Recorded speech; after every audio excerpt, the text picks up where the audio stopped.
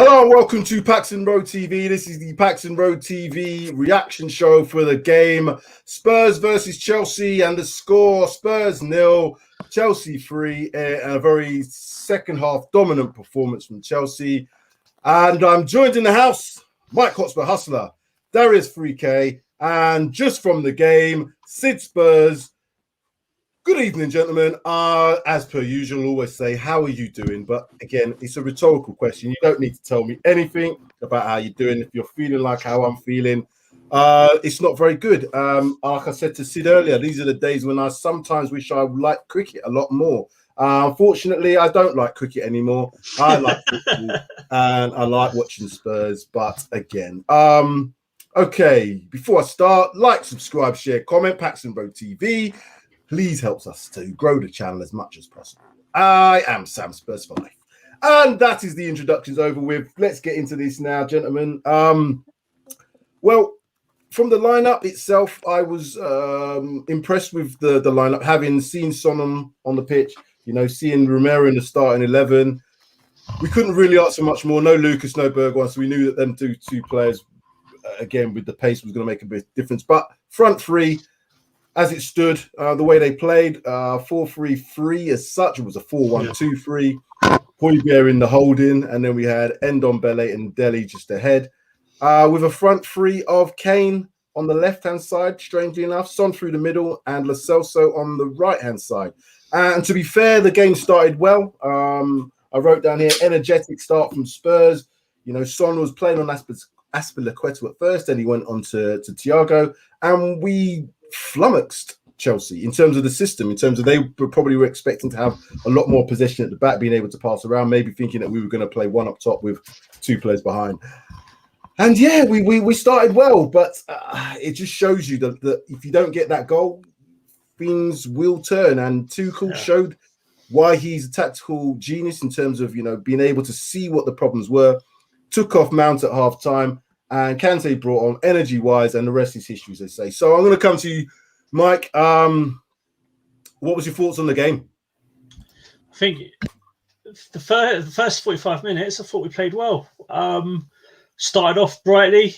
I think I thought defensively we were solid. Dyer and Romero coming in, I think they look decent.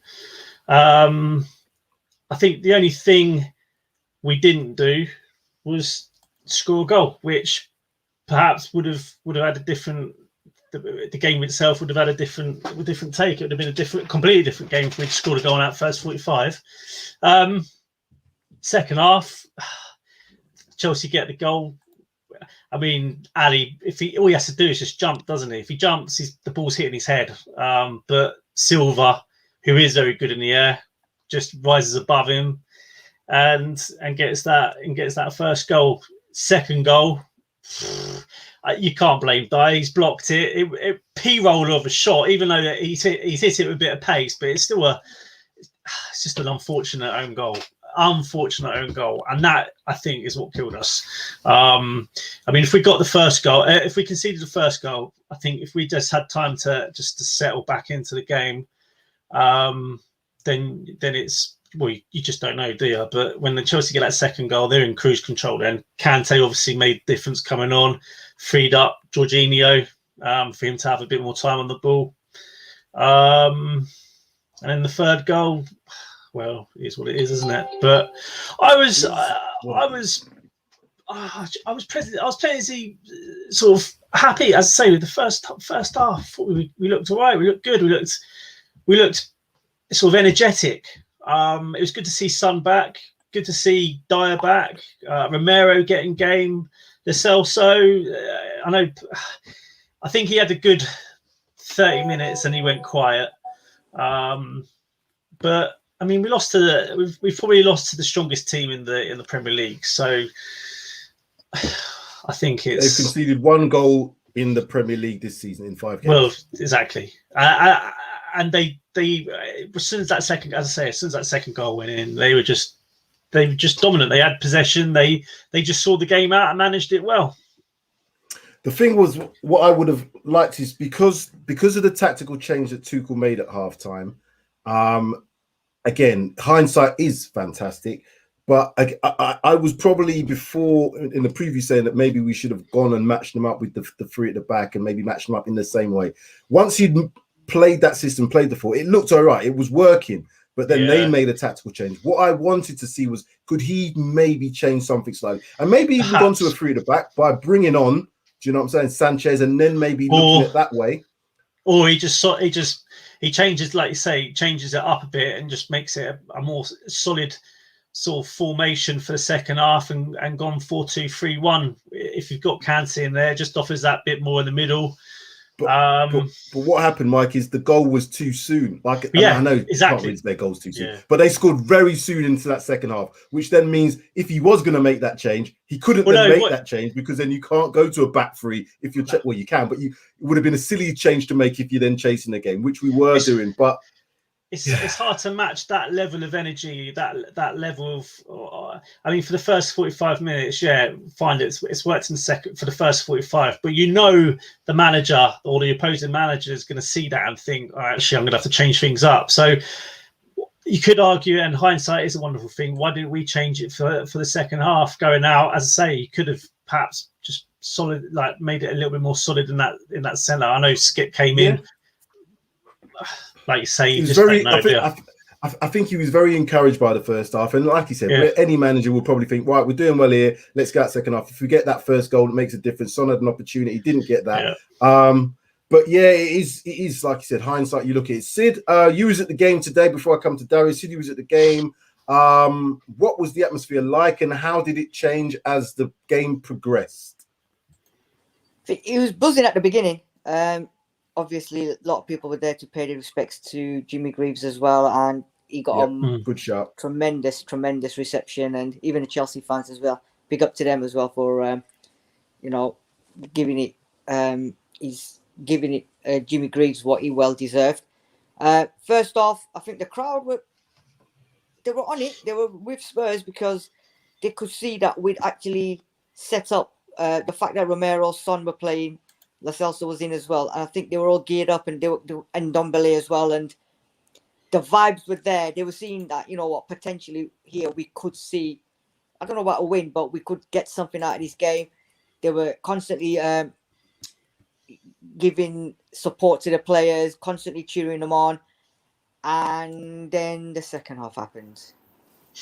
For me, and I said it to my boys and the missus as well, as soon as Conte was warming up at half-time, my boy goes to me, Dad, Conte's coming on, because he's the only one that came out, and you could see that they were getting him ready. One of their trainers came on with the tactics, and they were showing him blah, blah, blah.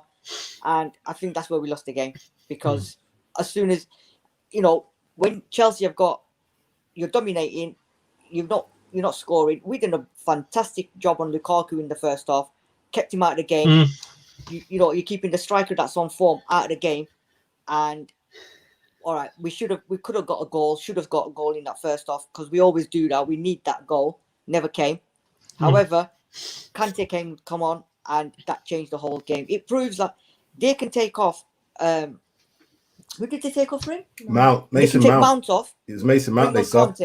And we've got people like Skip coming on. He was trash, by the way, unfortunately, Mason Mount. He got hooked half time. That was unfortunate. He was trash. Just want to say that, sorry. But the fact is, you bring your Conte on.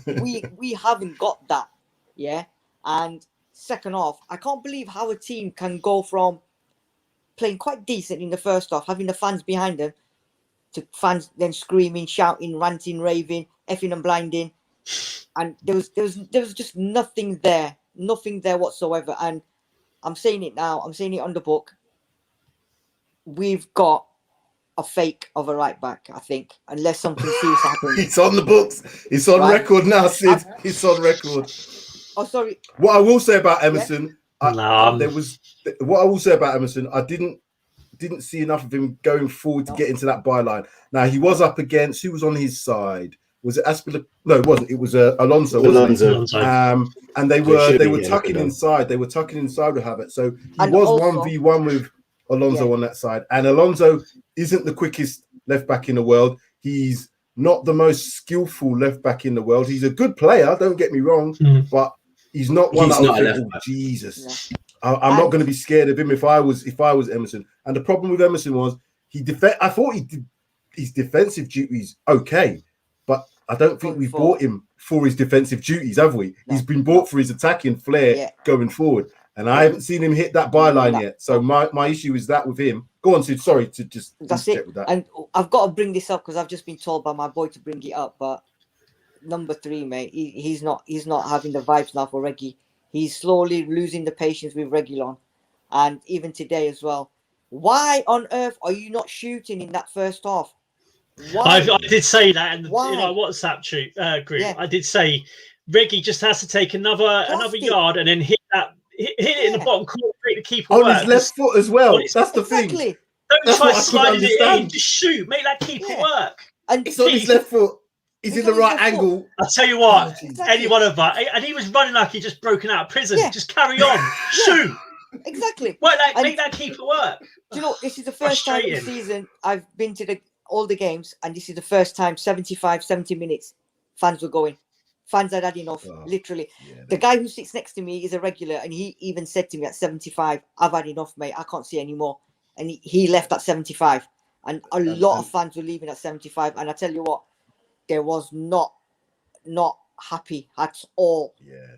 We'll come to the stats, and the stats will make, a bit of grim reading, but we have to look at them because that's probably one of the reasons why the fans have left. Darius, come to you. Did your lineup show earlier today. Very good in terms of the way we were going to play. I think he was looking at more of a potential 3 at the back. And again, in hindsight, maybe the second half, that would be something that could have possibly changed, given the fact that they had a lot more energy with Kante coming on. But what was your overall thoughts on Nuno's approach, Nuno's team selection, and obviously the result?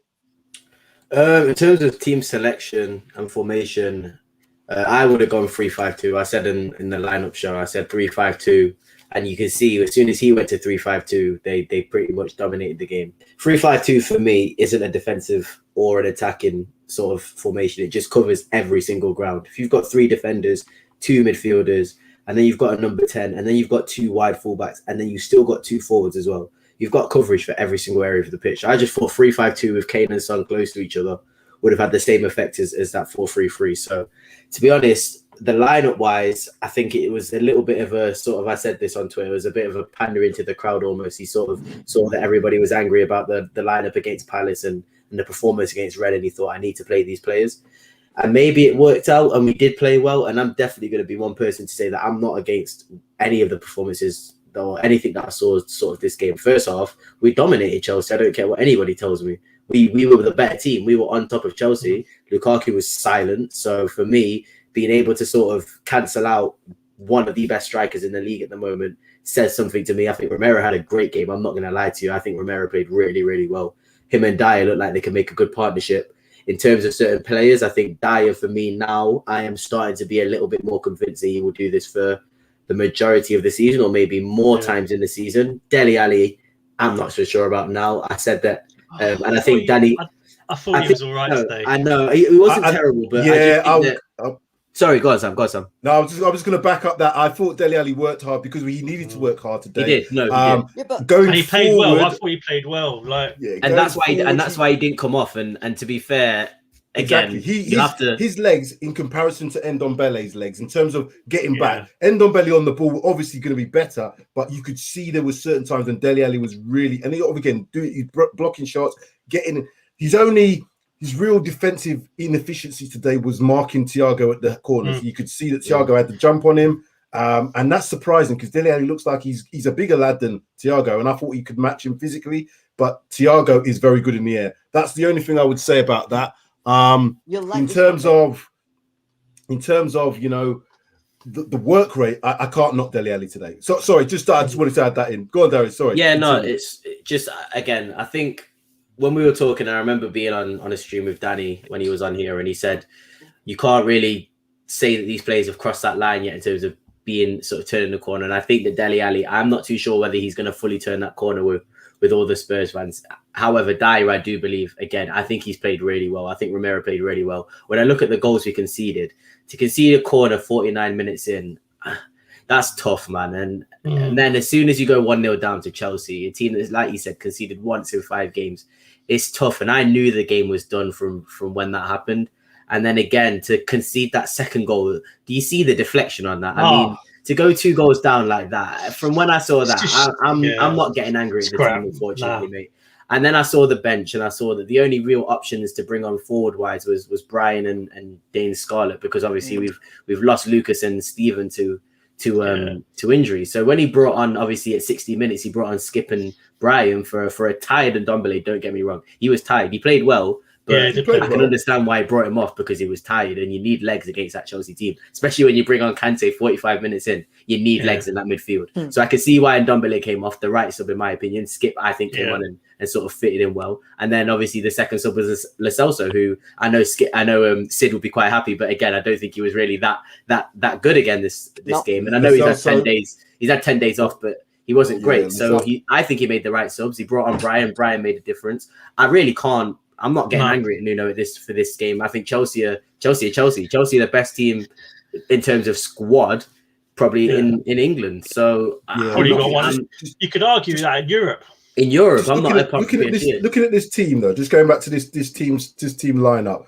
And there's a comment in. I'll just put it up quickly. Sorry to cover your face on this one, Sid. But I'll come back up very quickly. Just the Barbados MUFC question to the panel: would you guys have subbed Harry Kane at some point in this game? He's been frustrating to watch for 2 to 3 games. I disagree. I would have changed the formation. All you needed to do was put Son and Kane up front as a 2, close to each other, and let them work with each other. If you had a Ndombele behind them, and then you still have potentially Skip. If you brought off Ndombele and put on Skip, you could have Dele and the 10 behind them. You still had enough. Like, I think the only thing that we needed to do was a formation change, because who are you going to bring on if you take off Kane? Who are you going to bring on? That's just what I say. Scarlett against Chelsea. You change the formation. That's exactly what you do. You don't. Why are you going to take off one of the best strikers in the country? You can't. And I think you was right. You said going to that 3-5-2 would have made sense to me to have Kane and Son, because Kane could have then played in that sort of like 10 role, because it could have been a 1-1. Son was obviously doing that number 9, stretching them. You could see that, and there was so much space in behind Chelsea, and you could see that we were exploiting it at times. But Harry Kane wasn't the one who was doing that. So maybe that slight change in the second half to have, as you said, Darius, to have the top front and maybe have a packed midfield that could have compensated somehow. What was your thoughts, Sid, on Lo Celso being at the game? Because on TV, to me, he didn't look like he was at the races today. What did it look like in the ground from Lo Celso's perspective? So what did you think of Lo Celso in the game today? Yeah. So when we sat down, the first thing my boy said to me is, why is Lo Celso playing? What is he doing on the pitch? And I went, I have no idea. Maybe he's come back from international duty, and maybe something they saw yesterday. I don't know. But you know my feelings on Lo Celso, right? And you're gonna like this one. I thought today Dele should have been substituted. I think as much as why? I tell you why.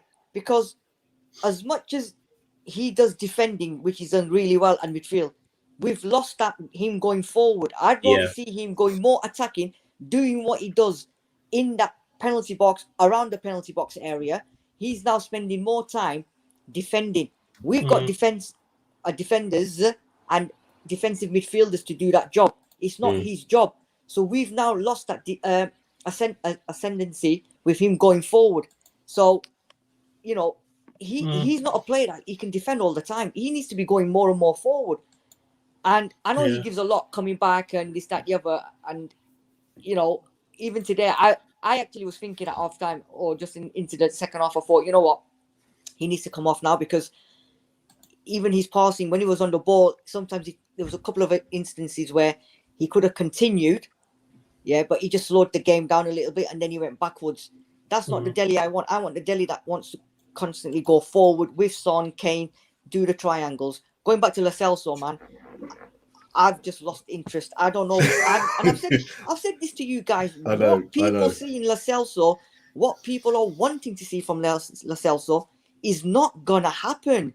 I don't know what it is, but I think when he went to Argentina just now, they should have kept him there. Honestly, I don't understand what the big fuss is about Lo Celso. Again, it's probably I think because he plays well for Argentina. There's a footballer there. There's a good player. Is it a motivation thing? Sorry to interrupt you, man. Can I piggyback on just what Sid said? Because he made a really good point about about sort of Ali not doing as much. And this is why I sort of ragged on Winks against Crystal Palace. It's not necessarily they're not playing. You made this point, Mike, as well. He wasn't the worst midfielder on the pitch. He just didn't do anything in the midfield. And it's like, if you've got somebody like Ndombele who's going to do something, who's going to change the game, I think that I understand why Sid would say that Ali needed to come off, and sort of Lo Celso is still going to be somewhat more creative than Ali and sort of be able to play forward balls. Because Ali, if he, like you said, if Ali wasn't scoring or if he isn't defending very well, then what is Ali actually doing on the pitch? He wasn't doing much in the game. I can't really remember what he was doing. So I do get what you mean. So what we kind of associate with Dele Alli is that breaking into the box and scoring goals, late runs and all that. That's long gone. His role's changed. Under Nuno at the moment, his role's changed. So on that left-hand side, he's not going to get as many opportunities to do that, particularly against a team like Chelsea, who are dominant. You know, they're very dominant. And I'm just going to put up the stats because this is obviously where, you know, I think a lot of the fans maybe just had enough. You know, they didn't have any shots on target in the first half, did Chelsea. But in the second half, they had 10.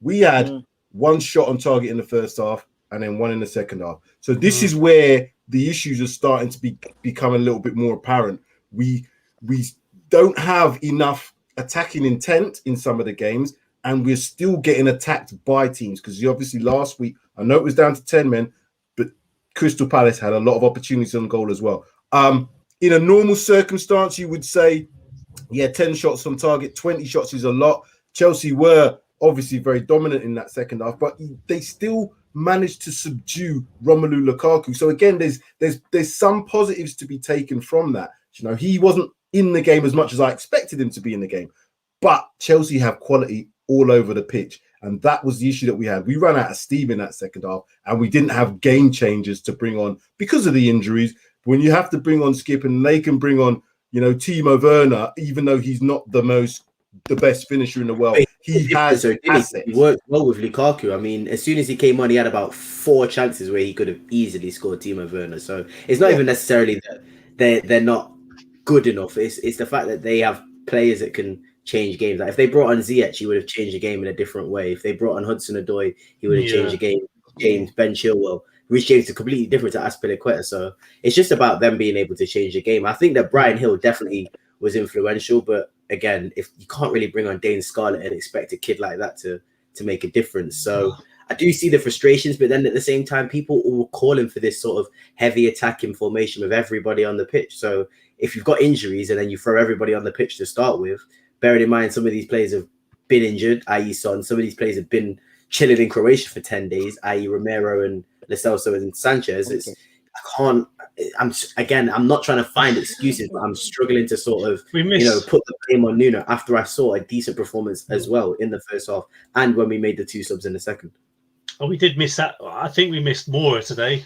Yeah, I'm probably Bergwijn for his work rate, because those boys, they're good at closing down. They're pressed all day long. They've got the legs to do that for 90 minutes, haven't they? Ali, Kane, Son can press, but those boys could probably do that for 90 minutes. But I think we missed those 2 today. I think so we had a full, like, obviously I'm not trying to make excuses for a full squad, but I haven't seen us really with the bench and sort of all of our, because the subs, I understand the transfers we made weren't necessarily maybe starting 11 transfers, but I definitely think that the transfers that we made can impact the team coming off the bench, i.e. sort of Brian Hill impacting the team. Even Romero, if he's not starting, he could come on and impact the team. Emerson could come on and impact the team. We haven't really seen our strongest 11 and then also everybody fit on the bench. And I do think, like you said, Mike, if Lucas came on today, sort of the same time that, or when Skip came on, if it was Lucas instead of Skip coming on, I really do believe that we probably would have had much more of a chance of scoring, because Lucas, when he comes off the bench, makes a massive difference. 100%. And you could probably argue that if you're gonna play 3 up top against Chelsea's back 3, to be fair, I probably would have stuck more on Silva, because he would have been and you could argue, well, what would you have done with Kane? Well, to be maybe fair, Kane like you said, could come on to the second half. I know it's a big people shout. People are calling for Kane in the 10, and it sounds crazy, but we played left. We basically played how De Bruyne almost plays, like a left forward, like just. He's not even really playing as a striker, is he? Like, the thing is, the thing is that left inside forward can work. The tactics were right. Maybe he wasn't the player to be on that left-hand side, personally, because what he was doing, even though when they were playing out from the back, he was there. When we had the ball, he wasn't. He was more dropping. As I said, I saw him in the first half, in our half, far too much. And I didn't see Lukaku doing that for Chelsea. So that's what I'm saying. That the formation wasn't a problem, and him playing on that left side isn't a problem. It's what he does when we're exactly. The tactics were right. I don't care what anyone says; they were right. It's just your front three. If everyone was fit, if we're going to do those tactics against Chelsea, your front three, if everyone was fit, should have been Son, Bergwijn, and Moura. Those three, which is what we did against City, and it looked really, really good. And it sounds crazy, but like Kane's obviously got to play. Kane's a starter in his team, but like I think Kane plays better when he can dominate teams, and when we're dominating teams, like the Watford game where we did dominate that game. It's just when we need to sort of have as much energy as possible. Kane's pressing game, and anybody who like disagrees. Darius, just quickly stop you there. Does he ever take the game by the scruff of the neck when we need him to? This is what I'm saying. He almost game like today, too much. He almost tries to do too much, like you said. He almost tries to. He does it in the midfield area, which is not where we would want him to do it. We want him to do it in that number 9 area, in and around the box. Now, if he was receiving the ball, there was a couple of times when there was like a bit of intricate passing in and around the box where Kane was involved. That's what I wanted to see him to do. Play a little 1-2, get into the box, and maybe score from around about the penalty 6-yard box. But again, some of his link-up play was too far, too deep, and he's not the quickest to be able to then get back into the box once we have got an attack that's on the counter-attack. So that's the side of things what they're going to have to work this out. Now, again, I don't know how Nuno's going to do that with someone like Kane, but he's going to have to work with him. Go on, Sid. Sorry, go on, Sid. No, I was going to say, do you know what? Second off, I was actually watching Kane and Lukaku's movements, and I said to the boy, I said, look at what Lukaku's doing. Look how, and at one point I said to him, Lukaku's not even coming to our half once. He's in his own half. He's always in their half, searching, looking for that ball. Whereas Kane, he was too many times in our half, and half the time he was just outside our penalty box getting the ball. When you're number 9, you're the striker. Why are you there? You should be up top looking for that ball. Yeah, and I monitored that for the whole of the second half, and I was just constantly whining, saying, "Why is he there?"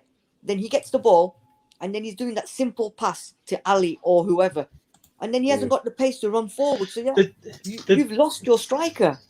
I think in an ideal world, like it was shown against Man City, if you've got Son, Bergwijn, and Moura, you've got your press there, and they can do that for probably the majority of the game, and it worked. And I think if you had that front three, I know you can't say this because Moura was injured, but you might have found there was more joy, and you might have found even Kane might have even been benched today if that was what Nuno was wanting to do, i.e. put 3 against the Chelsea back 3 and Preston. They would have made the Chelsea back 3 would have made mistakes against that front 3, but it's just one of them, isn't it? I mean, Nuno hasn't had a chance to actually field probably his strongest 11 because there's either been an injury at the back or an injury at the front. Yeah. So, but the difficult thing is, do you think we have to wait till we have?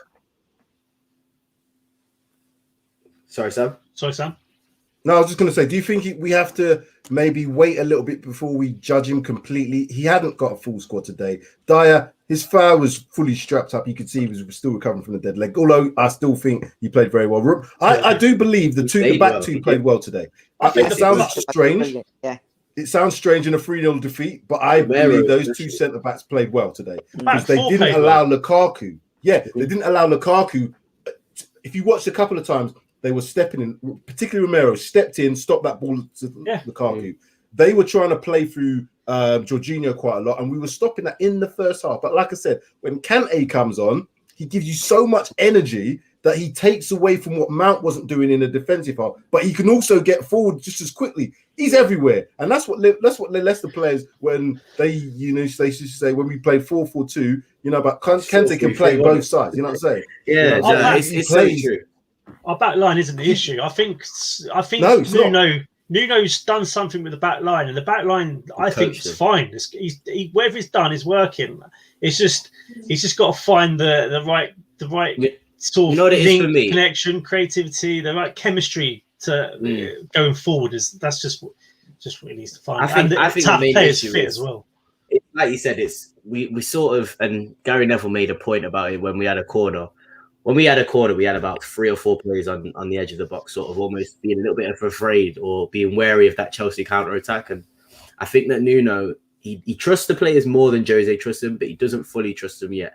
And I think the way that we can sort of allow Kane to play the football that he wants to play by sort of being involved in everything and still looking attacking, we have to push our line a lot higher. We have to sort of almost play our centre-backs on the halfway line, sort of how Liverpool and City do. Because then at least, like you said, Mike, if Kane's picking the ball up and doing all this stuff, it's going to be way, way higher up the pitch, sort of the turnaround and stuff. So I think Kane can sort of be on the ball and be moving the ball around, but we're going to have to play a higher line. And I don't know if we've got the team to do that yet. I think that with Romero in the team, we definitely can play a higher line because his interception game, now I've seen it like sort of for Tottenham and for a full 90 properly.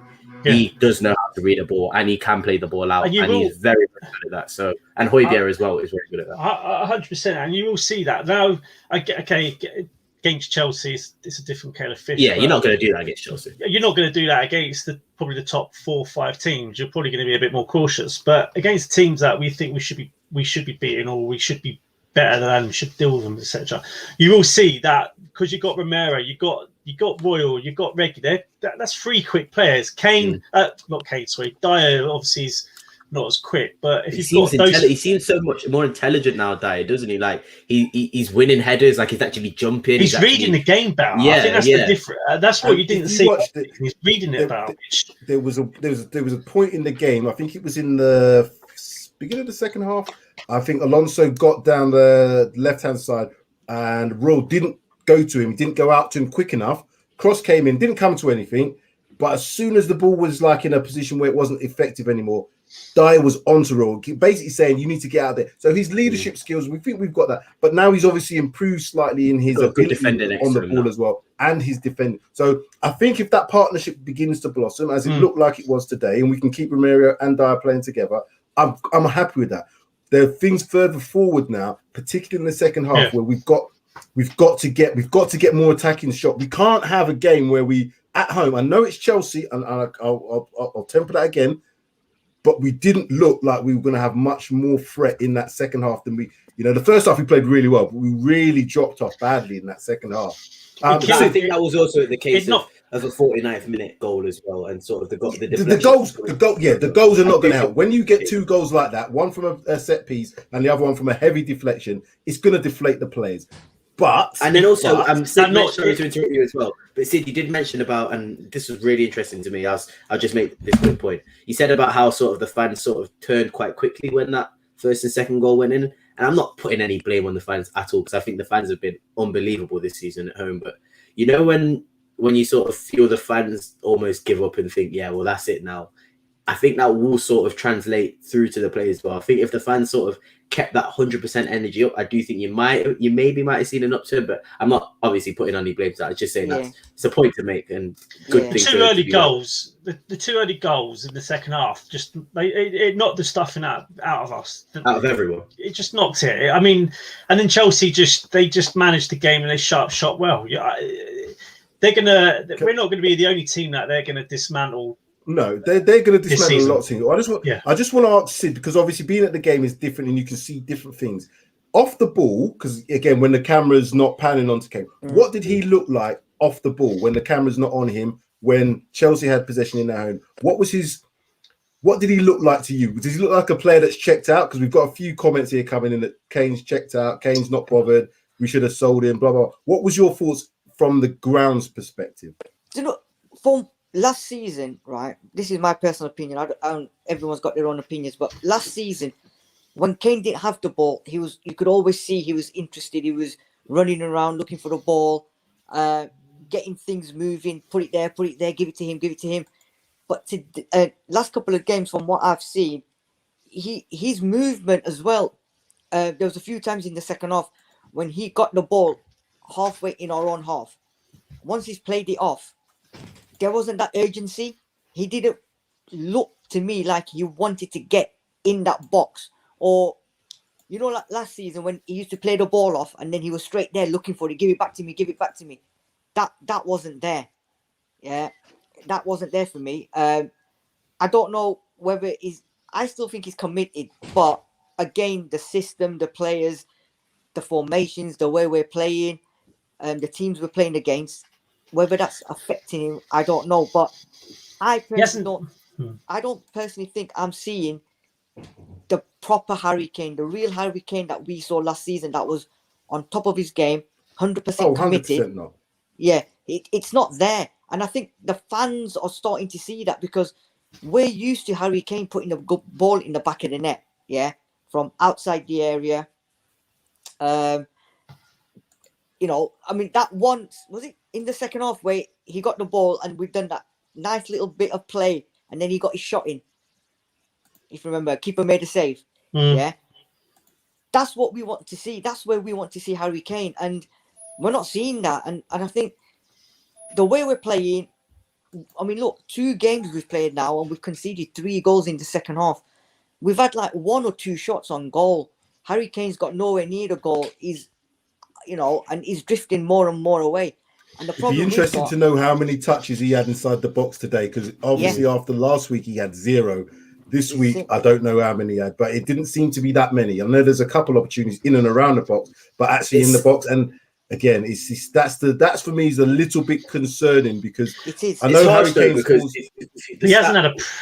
Yeah, because I was going to say the stats. I know before this game we created something like 0.2 chances a game, or big chances a game, which is absolutely disgraceful. And that seems like a system thing. And I feel bad for Kane, but then at the same time, I see the guy, like you said, in our box or in our half for what 30-40 minutes of the game, and you're thinking, well, the reason you've got no touches in the opposition half is because you're more likely going to be in our opposition half. And that's why I'm so 50-50 with Kane's form at the moment, because part of me thinks it's down to him being angry, being pissed off that he's not got his move. I can understand that. Sancho had the same thing similarly last year with United when he stayed at Dortmund, but these sort of good players, great players, get over it, and their quality will always shine through. That's what I hope. I think he's not going to get his move anyway. I don't think he's going to get his move next year anyway. So what's he waiting on? Do you know what I mean? Get on with it. The ball also, I think what everyone forgets is he hasn't had a pre-season. He had one or two weeks training, and then he went in. So a lot of these players are going to be ahead in terms of fitness, in terms of match sharpness, because they've had a couple of months pre-season. I know you could argue, well, Kane played in the Euros, but that was back when, in June. But how long are you going to give him, Mike? How long are we going to? Well, pre-season starts what? Is it normally 1st of July? So you've got July, you've got August. So that's 2 months. So he came back when? Just before? Was it the last or 2 weeks before the deadline? Yeah. But he's not fully fit. We understand that he's not had game time, whatever. But he's just not creating anything. He's not having shots on target. It's all right. I can understand he's not putting in 15 shots on goal. He's not running the teams ragged. But we're not even getting 1 shot. We're lucky to get 1 shot. You can only judge a striker on the service, surely. I can't. I struggle. I honestly struggle with the criticism of Kane as a striker, because you're only as good as your service. I know you could argue, well, why is Kane dropping back? Well, I think he's probably dropping back because he's getting frustrated that he's not getting the service that he's wanting, the service that he was used to, maybe, for England and maybe not last season, because season before. The season before. So you could probably argue that there's probably a level of frustration. He's actually coming to look for the ball because he's not getting it. If he's just stood up as a typical number 9, you could argue he might have had even less. Ronaldo's proven now that you don't need to do a lot to sort of make an impact. You just need to be at the right place at the right time. Sometimes, not even sometimes, all the time as a striker, you get your confidence back by scoring goals. So if I'm a striker, and I'm not obviously telling Harry Kane how to be a striker, but I want to score as soon as possible. Yeah. And the closer you are to the goal, the better you've got a chance to score. Saying, doesn't it? And that's my only. I get what you're saying, Mike, but that's my only sort of criticism. I do think it creates a lot of his issues, and he could just stay in the box and be a striker. Guys, I agree with that. let's have this discussion on Tuesday about Harry Kane in more depth. Yeah. I think it's one that we can do. Well, What I will say is for Harry Kane, though, he's not showing enough in terms of that going into midfield. I understand that worked last season and it worked well in tandem with Son. We now know that Nuno's playing a slightly different way because Jose didn't play that 4-3-3. He played a 4-2-3-1. So the system is slightly different. So him doing that doesn't necessarily, it means he has to come deeper, I think, to pick up the ball. Yeah. Whereas last season, I don't think he picked up as deep as he's picking it up now. And for some reason, it was 1 and 2 touches, wasn't it? It was like as soon as he got the ball, he was finding Son straight away. He was turning and he was spraying the pass, but then he wasn't like Sid was saying, he was closer to our own penalty than he's our own is the attacking. Where last season he was more, like you said, edge of the centre circle, picking that ball up, then spraying it, and then the travel for him to then get into box isn't as far. That's what I can see is the main difference for him. But again, I think we've all said, if you hadn't got your move, maybe he's not quite fully fit, maybe his mind's not quite there yet. Maybe something has to click in terms of the way he's playing. Maybe Nuno has to adapt the way that he's playing Kane. So there's a lot of things that aren't going in Harry Kane's favour. I agree with that. You only have to look. I mean, playing Kane out on the left, it's just not Kane, is it? Why play him out on the left? He's not quick. I kind of liked it, though. I'm not going to lie to you, Mike. I kind of liked it. It semi-worked, and that's what's annoying because I was thinking the exact same thing. Sorry, carry on, but I actually kind of liked it. I'm not going to lie. It kind of worked, but it's only because the Chelsea, the fullbacks he was up against, they're not the quickest in the world, are they? I mean, if he's doing it against, I don't know, a Leicester or even Liverpool up against Trent or someone, he hasn't got a hope in hell's chance of catching them. To me, if you're going to have Kane, you have him as the number 9. I know the first 45 minutes it did work, but there's a lot more. He's being asked of different things, isn't he? I mean, he's being asked different questions, and I think now that Nuno has to work out how to get the best out of Kane without Kane having to come as deep as he's coming. Yeah. I think they've got to sort that out.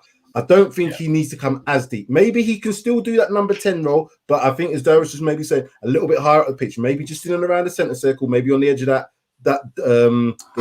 circle of the centre circle, as opposed to the 18-yard box. That's not what difficult, isn't it? Because we chose to do this whole let's play all of our attacking players against Chelsea.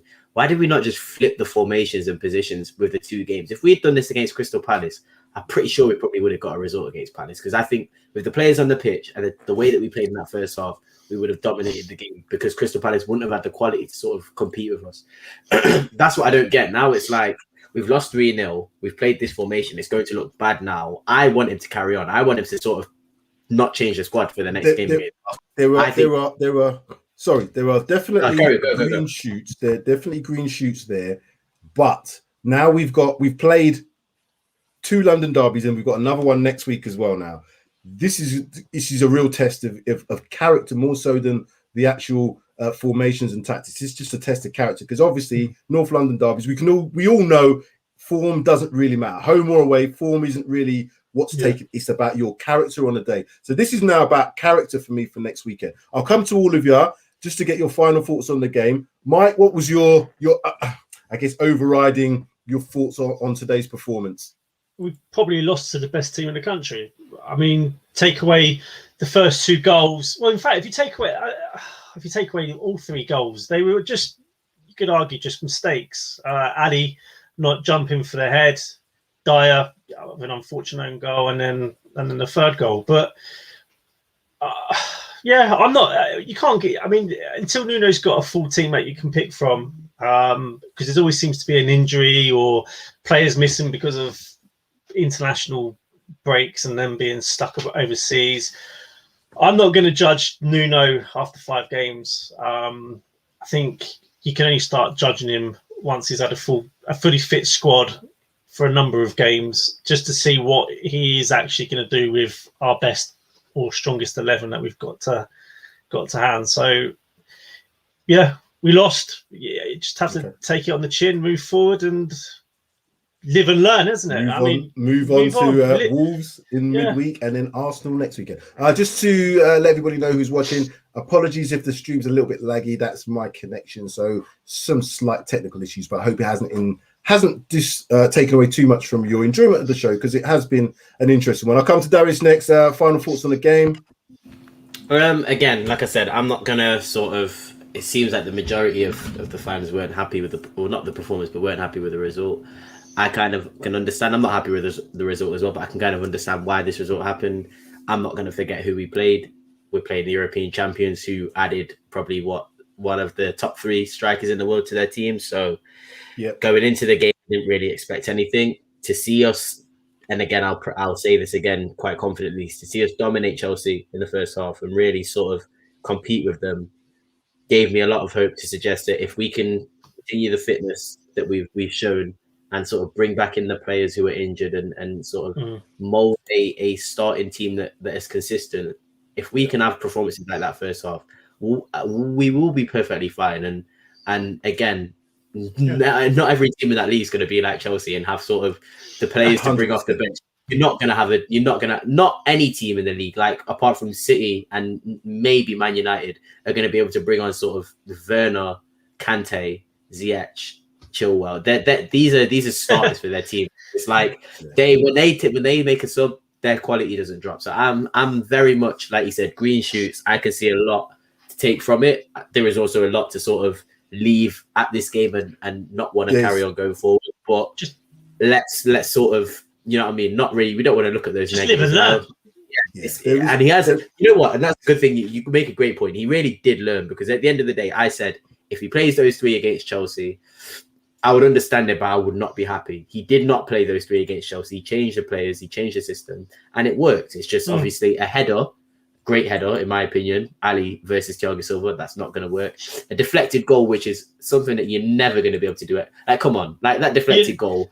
I can't. That's basically an. And it hit a post as well, didn't it? You know what I mean, mate? Like I can't say anything about that. So I was behind the goal, and when that shot was hit and it hit Dyer, I swear the time stopped, because you felt you knew it was going to go in, didn't you? Yeah, I wanted to run onto that pitch and kick that ball out when it hit that goal. It was so slow. It was like, honestly, everything was in slow motion. It was mad. It was mad. Sid, I'll come to you then for your final thoughts. Obviously, let's Sid wrap it up. Let Sid have the final say on this. I've read the comments, and here we go. We'll be back again. Don't know where, don't know when, but I know we'll be back again some sunny day. I will be on Amazon and I'll get a microphone. Do not worry, I'll be on Amazon to get exactly. Just give him a mic and give him a beat and let him drop it. He definitely needs one. Okay. All right then. Like, subscribe, share, comments. Thank you all for watching. Thank you all for your support. Thank you all for the comments. We cannot do this without you. So big shout out to those who have come and joined us to kind of go through this therapy session that we always have after defeats of games. But Paxton Road, we're almost at 1,000 subscribers now, so please hit that subscribe button if you're new to the channel. We're getting there. We just need a few more people to just really like our channel and also just to subscribe to us, and hopefully we get there and we can bring you more content. We've got lots of shows coming up. Judge Jody tomorrow, which will be, I think, 8 p.m. And then look out for Art Sid in the week. Also look out for the preview show, reaction show for the game versus Wolves in the League Cup.